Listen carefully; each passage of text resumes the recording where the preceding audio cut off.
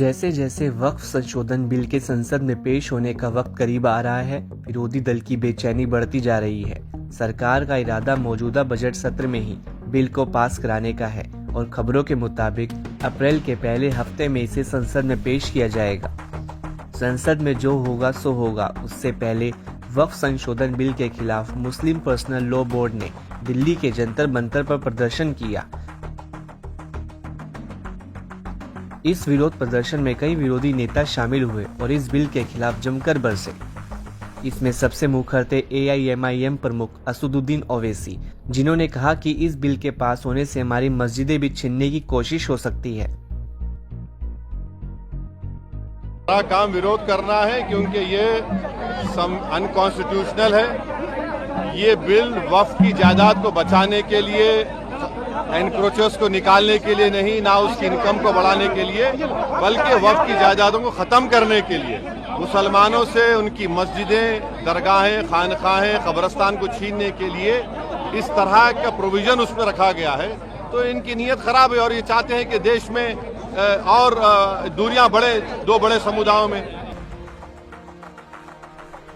कांग्रेस सांसद इमरान मसूद ने यहाँ तक कह डाला कि मुसलमानों को इसके लिए कुर्बानी देने के लिए तैयार रहना होगा और इसके लिए हम संसद से लेकर सड़क तक संघर्ष करेंगे।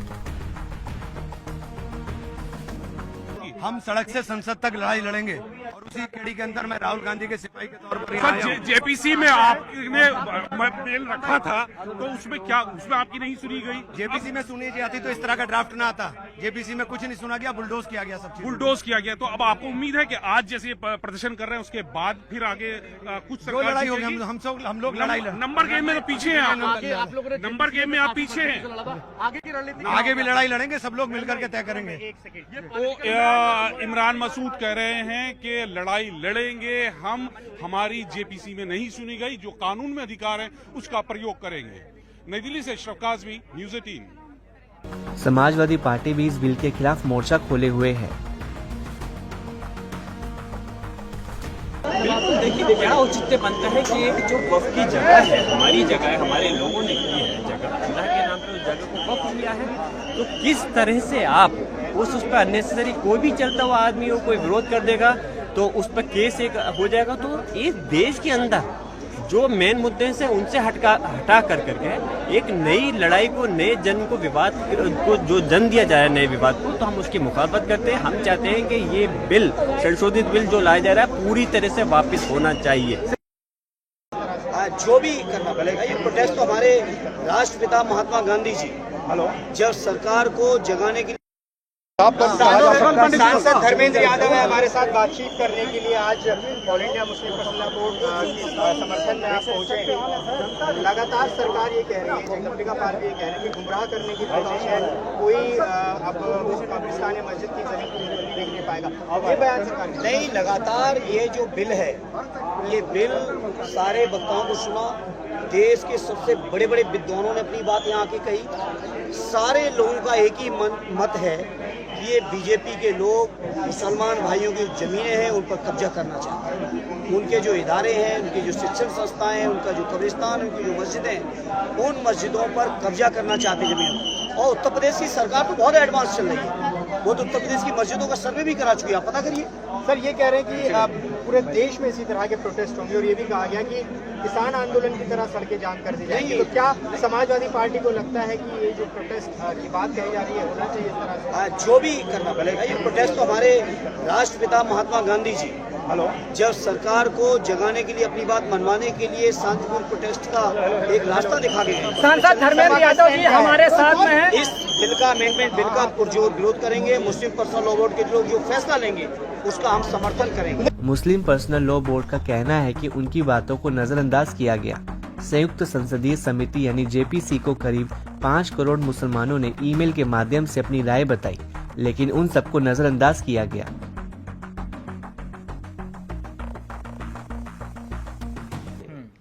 जिस तरह हमारे किसान भाइयों ने छेड़ा था उसी तरह छेड़ेंगे। और हम उसके रास्ते क्या होंगे उस पर हम बैठ कर सोचेंगे। लेकिन देशव्यापी अभियान का मतलब ये होता शाहीन है। बाग को लेकर आपसे अभी आपने सफाई भी दी थी कि उससे मुराद आपकी ये है, तो क्या कहना आप चाहते हैं? देखिए, शाहीन बाग का बात मैंने नहीं कही थी। कल के प्रेस कॉन्फ्रेंस में एक रिपोर्टर ने मुझसे पूछा तो क्या आप शाहीन बाग बनाएंगे, तो मैंने कहा भाई शाहीन बाग भी एक प्रोटेस्ट का तरीका था, उसमें क्या कबाहत थी, हमें तो नजर नहीं आया कोई बात। लेकिन हम तो ये कह रहे हैं हम देशव्यापी अभियान छोड़ेंगे। सर, शाहीन बाग के बाद हमने देखा कि नॉर्थ ईस्ट में दंगे हुए, देश भर में अलग अलग हिंसा हुई थी, तो शाहीन बाग जब नाम आता है तो सीए का वो दौर याद आता है। इस वजह से बार बार ये सवाल पूछा जा रहा है कि अगर आप ये कह रहे हैं कि शाहीन बाग में क्या दिक्कत थी, तो क्या वक्फ संशोधन बिल को लेकर इसी तरह की तस्वीरें कहीं दोबारा तो नहीं दिखाई देंगी? देखिए, पहली बात तो मैं ये बताना चाहता हूँ आपसे, शाहीन बाग की वजह से कोई दंगा नहीं हुआ है। ये एलिगेशन है पुलिस का, वो अभी प्रूफ नहीं हुआ है अदालत में। तो एलिगेशन है, एलिगेशन को आप ये सबूत पेश करेंगे तो बात गलत है। उसी दौरान दंगे हुए थे सर, नॉर्थ हुए होंगे, उसमें उससे कोई मसला होता है। लेकिन देखिए, मसला ये है कि हमने तो ये बात कही कि हम देशव्यापी अभियान छोड़ेंगे, हम उस पर कायम हैं।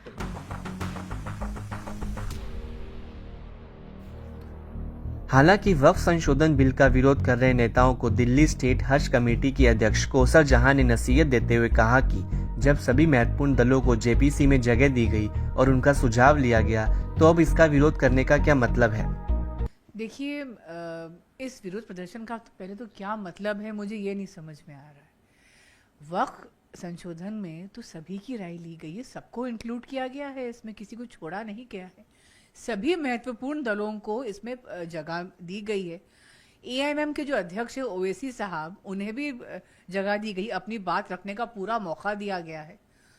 आपको अपनी बात यदि रखनी है तो संसद है, उसके लिए जाइए, वहां रखिए अपनी बात, तरीके से रखिए अपनी बात।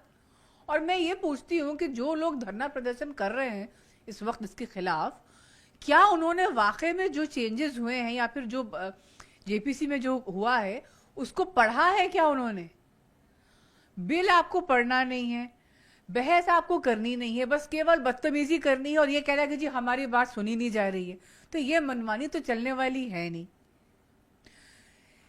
मैं फिर दोहरा रही हूँ, वक्फ अमेंडमेंट बिल जो है कौम की बेहतरी के लिए है, मुसलमान समाज में जो है के लिए बहुत अच्छी चीज है। ये पारदर्शिता और जवाबदेही के लिए, इससे अकाउंटेबिलिटी बढ़ेगी, ट्रांसपेरेंसी बढ़ेगी। अभी फिलहाल जो स्थिति है वक्फ बोर्ड्स की बहुत खराब है। कुछ लोगों का कब्जा है, वो चीजों को अपने हिसाब से चला रहे हैं और जो एक्चुअल बेनिफिशरीज हैं उन तक जो है उसका फायदा पहुंच नहीं रहा है। तो ये संशोधन बहुत जरूरी है और ये सरकार द्वारा बहुत अच्छा कदम है कौम के लिए। तो ये इस तरह के धरना प्रदर्शन ये बिल्कुल बेकार की बातें हैं और बस गुमराह करने वाली बातें हैं। वक्फ संशोधन बिल के संयुक्त संसदीय कमेटी के अध्यक्ष रहे जगदम्बिका पाल ने कहा कि अगर ये लोग वक्फ संशोधन के खिलाफ विरोध प्रदर्शन करने जा रहे हैं तो कहीं ना कहीं वे देश के लोगों में नफरत पैदा करने और संसद के कानून बनाने के अधिकार को चुनौती देने की कोशिश कर रहे हैं, लोगों को भ्रमित करने और मतभेद पैदा करने की कोशिश कर रहे हैं।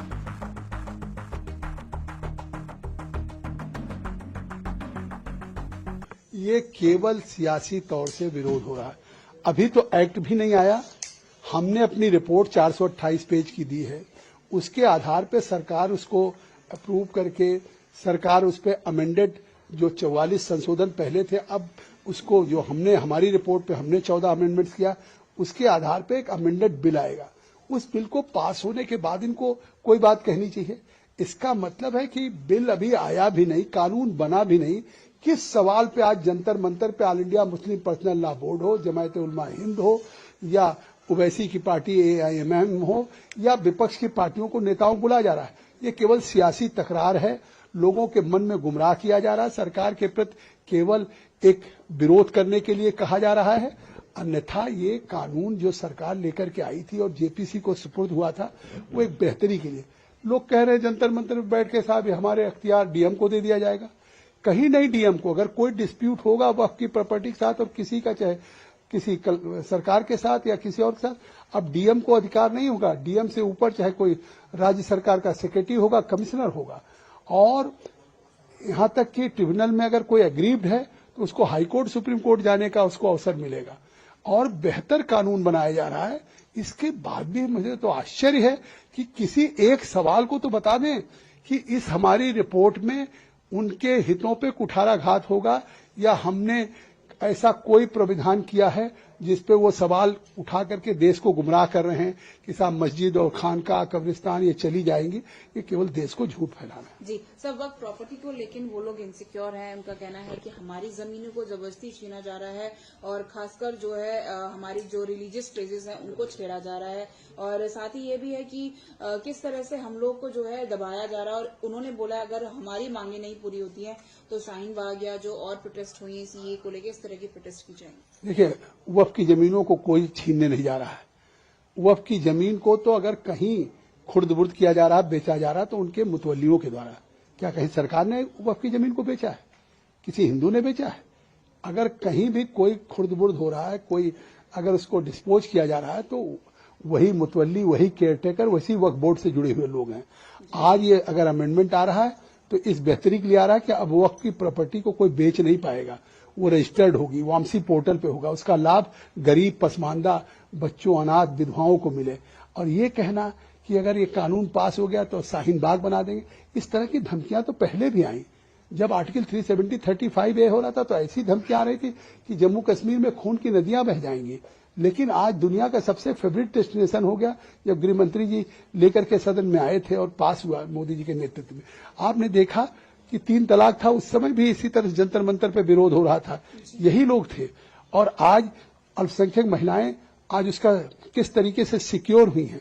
तो जिस तरह से महिलाओं के उनकी जिंदगी को, हक हकूक को सिक्योर किया गया, अब वक्फ की प्रॉपर्टी को भी सिक्योर करेगी सरकार। आइए अब समझते हैं कि मोदी सरकार वक्फ कानून में क्या क्या बदलाव करने जा रही है। केंद्र सरकार पुराने कानून में कुल 40 बदलाव करना चाहती है और इनमें ये सबसे अहम है।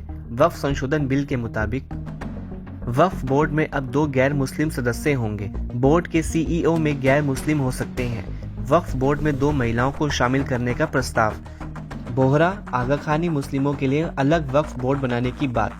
बोर्ड में सरकार की दखल बढ़ेगी। केंद्र सरकार सीएजी के जरिए वक्फ की संपत्ति का ऑडिट करा सकेगी। वक्फ बोर्ड को संपत्ति का रजिस्ट्रेशन जिला मजिस्ट्रेट के दफ्तर में कराना होगा। वक्फ बोर्ड के दावे के खिलाफ अदालत जाने का अधिकार है। इस बिल के जरिए वक्फ बोर्ड को लोकतांत्रिक और संविधान के मुताबिक बनाया जा रहा है, लेकिन मुस्लिम नेता इसको लेकर अंजाम तक भुगतने की धमकी दे रहे हैं। बार बार ये अफवाहें फैलाई जा रही हैं कि सरकार मुसलमानों के धर्म में ही घुसना चाहती है। हालांकि सच तो ये है कि नए कानून से सबसे ज्यादा फायदा भी मुसलमानों को ही होगा।